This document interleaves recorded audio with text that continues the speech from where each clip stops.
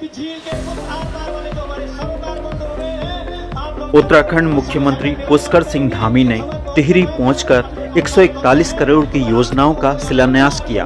उन्होंने टिहरी को एक नई सौगात दी। इसके साथ ही टिहरी को आने वाले कल में और विकास की ओर ले जाने का वादा किया है।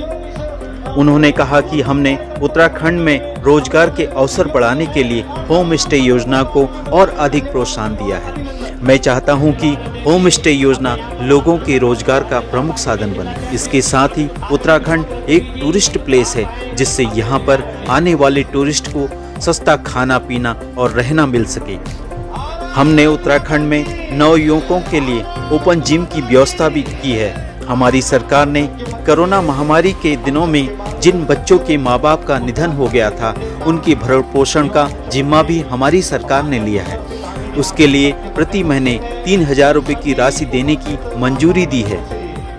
हमारी सरकार स्वास्थ्य के चलते मुफ्त इलाज की व्यवस्था भी कर रही है और हमारा लक्ष्य है कि उत्तराखंड को एक नंबर 1 राज्य बनाना है।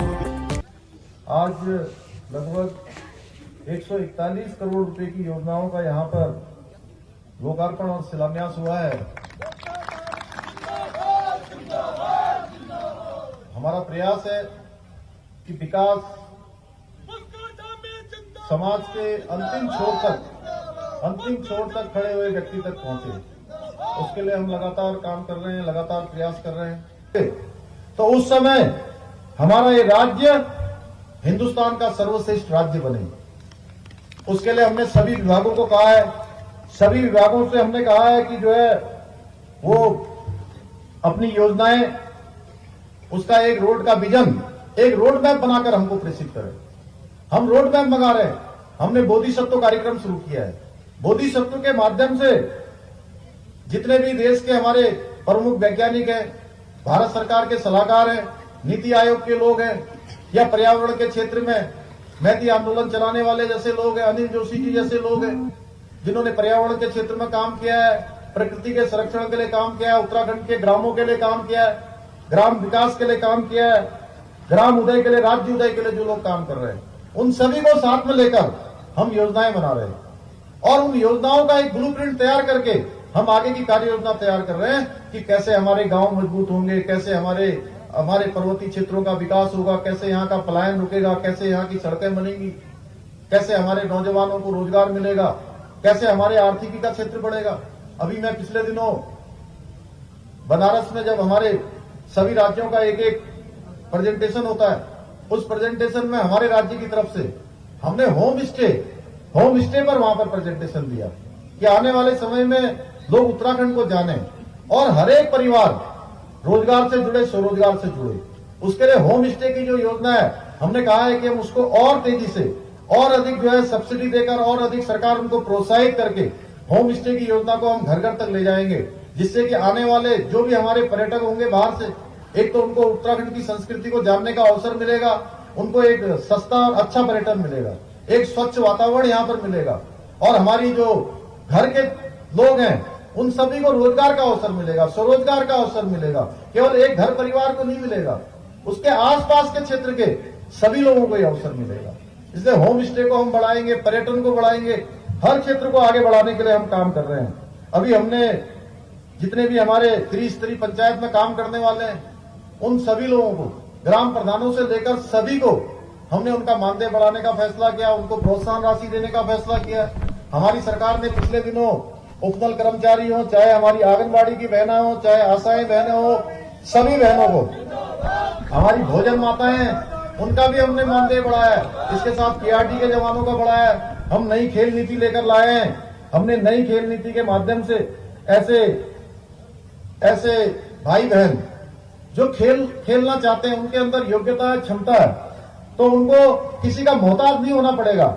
हमने नई खेल नीति में ऐसी व्यवस्था करी है कि आप कोई गरीब का बेटा भी अगर उसके अंदर योग्यता, क्षमता है, तो हमारी सरकार उसको हर प्रकार की सुविधा प्रदान करेगी। खेलने जाने की सुविधा देगी, रहने की सुविधा देगी, उसको खाने की सुविधा देगी, उसको खेलने की सुविधा देगी। नई खेल नीति में हमने इसका प्रावधान किया है। स्वस्थ युवा स्वस्थ उत्तराखंड योजना हमने प्रारंभ की है। हम इसी हफ्ते पूरे उत्तराखंड के अंदर उसका एक एक मॉडल चालू करने वाले हैं, जिसमें हर गांव में हम एक ओपन जिम खोलेंगे। जिससे कि हमारे सभी नौजवानों को, युवाओं को खेलने का अवसर मिलेगा। मैं आपसे कहना चाहता हूं कि हम लगातार, चूंकि रोजगार को लेकर मैं हमेशा पहले से ही बात करता रहा हूं, नौजवानों की राजनीति में रहा हूं, छात्रों की राजनीति में रहा हूं, पूरे उत्तराखंड के एक एक कोने में गया हूं। मैंने देखा है कि रोजगार को लेकर हमारे यहाँ कितनी समस्याएं हैं। बेरोजगारी बहुत बड़ी समस्या है, उसको लेकर हम प्लान तैयार कर रहे हैं। सरकारी नौकरियां बहुत सीमित है, 24,000 नौकरियां हैं, उस पर भर्ती की प्रक्रिया हमने प्रारंभ कर दी है। 10,000 12,000 लोगों की भर्ती की प्रक्रिया हो गई है अभी तक। उसमें आने वाले समय में हम पूरे के पूरे बढ़ देंगे, लेकिन उसके साथ साथ हमको स्वरोजगार की ओर भी ध्यान देना होगा। उसके लेकर हमारी सरकार लगातार योजना बढ़ा रही है। लगातार हम आजीविका मिशन के अंदर काम करने वाली हमारी बहनों को, उनको प्रोत्साहित कर रहे हैं। वीर चंद्र सिंह गढ़वाली योजना में काम कर रहे हैं, होम स्टे को हम प्रोत्साहित कर रहे हैं। इसी तरीके से अन्य सारे आजीविका मिशन के तहत जो काम करते हैं उनको भी हम प्रोत्साहित कर रहे हैं। मुख्यमंत्री नैनो योजना हो या मुख्यमंत्री स्वरोजगार योजना हो, सारी योजनाओं के माध्यम से रोजगार को एक सेंट्रलाइज व्यवस्था के तहत काम कर रहे हैं। उसमें एकल खिड़की के आधार पर, सिंगल विंडो सिस्टम, कि कहीं उनको दूर न जाना पड़े।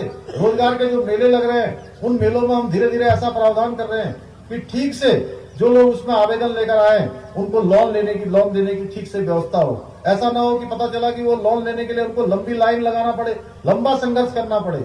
उससे हमने कहा है कि लगातार हम हर महीने, अभी तक मैं 4 बार SLBC की मीटिंग कर चुका हूं, जिससे कि जो बैंक में ऋण लेने के लिए जो हमारे आवेदन गए हुए हैं उन पर तत्काल स्वीकृति प्रदान हो, तत्काल उनको स्वीकृति मिले।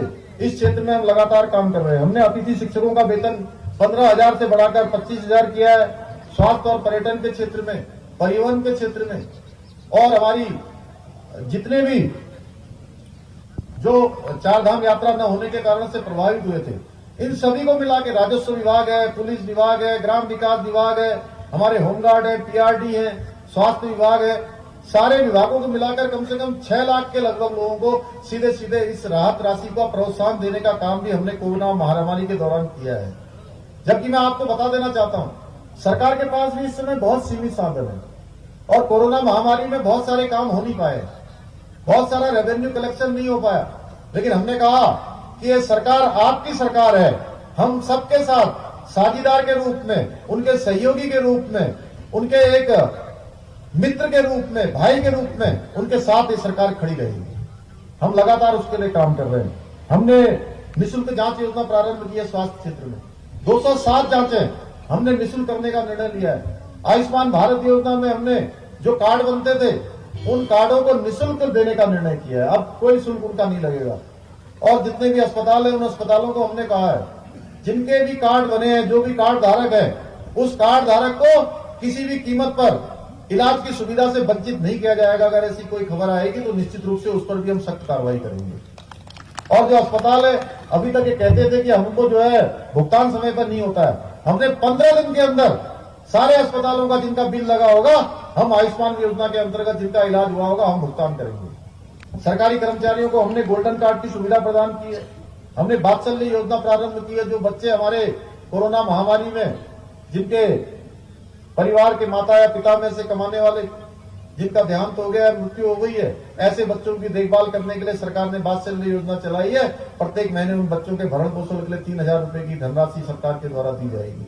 और जब वो बच्चे 21 साल के हो जाएंगे तो उन बच्चों के 5% क्षैतिज आरक्षण की व्यवस्था भी हमारी सरकार ने की है। महालक्ष्मी योजना हमने प्रारंभ की है। महालक्ष्मी योजना के माध्यम से प्रथम 2 पैदा होने वाली पुत्रियों के बाद जो हमारी बहनों को, एक मां को और एक बच्चे को जिस सामान की आवश्यकता होती है, उस सामान की भरपाई करने के लिए उस महालक्ष्मी किट योजना के माध्यम से हम उनको प्रोवाइड करवा रहे हैं। NDA, CDS, PCS, IAS और जो हमारे लोक सेवा आयोग की परिधि में आने वाली परीक्षाएं हैं, उन परीक्षाओं में जिन भाई बहनों के जो भी प्रारंभिक परीक्षा पास कर लेंगे, आगे की तैयारी करने के लिए भी हमने सरकार की तरफ से 50,000 रुपए की व्यवस्था कर दी है कि 50,000 रुपया सहायता राशि के रूप में हम उन बच्चों को उपलब्ध कराएंगे। बहुत सारी योजनाएं हमने चलाई हैं। मैं उसको बोलूंगा तो बहुत लंबा हो जाएगा। मैं केवल आपको इतना कहना चाहता हूं कि हमारा भाव है कि हम उत्तराखंड को आने वाले समय में हिंदुस्तान का नंबर 1 राज्य बनाना चाहते हैं और उसके लिए पूरे प्राणों प्राण के साथ काम कर रहे हैं। ये योजना और ये यात्रा केवल मेरी यात्रा नहीं है, ये पुष्कर सिंह धामी की निजी यात्रा नहीं है, ये मंच पर बैठे हुए इन सब लोगों की यात्रा नहीं है। ये यात्रा हमारे पूरे उत्तराखंड की सामूहिक यात्रा है और इस यात्रा को गंतव्य तक पहुंचाने का काम हम सभी को करना है। हमारे बड़े बुजुर्गों को करना है, हमारी माताओं बहनों को करना है, हमारे नौजवानों को करना है, हमारे विद्यार्थियों को और शिक्षार्थियों को करना है। जब हम सामूहिक रूप से इस यात्रा को आगे बढ़ाएंगे तो मुझे पूरा विश्वास है कि आपके आशीर्वाद से ये यात्रा अपने गंतव्य तक पहुंचेगी और आने वाले वर्षों में हमारा ये उत्तराखंड माननीय नरेंद्र मोदी जी के निर्देशन में, उनके नेतृत्व में जो उनका सपना है, जिस प्रकार का मर्म और कर्म का रिश्ता उनका उत्तराखंड के साथ है, जिस प्रकार से सारी योजनाएं वो हमारी स्वीकृति प्रदान कर रहे हैं। 1 लाख करोड़ से भी ज्यादा योजनाओं की स्वीकृति इस प्रदेश के लिए हो गई है। अभी मुझे बताते हुए खुशी हो रही है कि आपके बगल में यही लखवाड़ क्षेत्र में लखवाड़ योजना भी हमारी स्वीकृत हो गई है। भारत सरकार की कैबिनेट ने उसको मंजूरी दे दी है। 5,740 करोड़ रुपए की योजना, जिसमें 300 मेगावाट बिजली पैदा होगी और 6 राज्यों को पानी की आपूर्ति भी उस योजना से की जाएगी। हजारों लोगों को उससे रोजगार मिलने वाला है। ऐसी तमाम योजनाओं की स्वीकृति हो रही है। हमारे जौलीग्रांट का जो एयरपोर्ट है, उस एयरपोर्ट को अब अंतर्राष्ट्रीय स्तर का एयरपोर्ट बनाया जा रहा है। हवाई सेवाएं सस्ती की जा रही हैं। हमने पर्यटन आगे बढ़े, हर जगह हेली सेवाएं चले, सस्ती सेवाएं चले, उसके लिए हम लगातार काम कर रहे हैं। मैं आज के अवसर पर चूंकि बहुत सारी बातें आपसे करना चाहता था, लेकिन संक्षेप में मुझे लगा कि जो प्रमुख बातें हैं आप सबके सामने रखनी चाहिए। मैंने अपनी कोशिश करी कि मैं उन बातों को आप सबके समक्ष साझा करूं। तो मैं आप सभी का बहुत धन्यवाद करता हूं और बहुत शुभकामनाएं देता हूं कि हमारा ये क्षेत्र आगे बढ़ेगा। यहाँ पर मुझे बहुत सारे, अभी उन्होंने मंडल अध्यक्ष जी ने हमारे ज्ञापन पढ़ा है, मैं इन सभी का परीक्षण करवाऊंगा। माननीय विधायक जी ने भी दिया है, माननीय पूर्व विधायक जी ने भी दिया है, सभी लोगों ने, एक लंबा नारायण सिंह राणा जी ने भी दिया है। मैं इन सब का परीक्षण करवाकर हम कोशिश करेंगे कि ये सारे के सारे काम हमारे प्रस्ताव में आकर ये स्वीकृति प्रदान हो, ये धरातल को रोक रहे। आप सभी का पुनः एक बार हृदय की गहराइयों से अभिनंदन करते हुए अपनी वाणी को विराम देता हूं। बहुत बहुत धन्यवाद। जय हिंद, जय भारत, जय उत्तराखंड।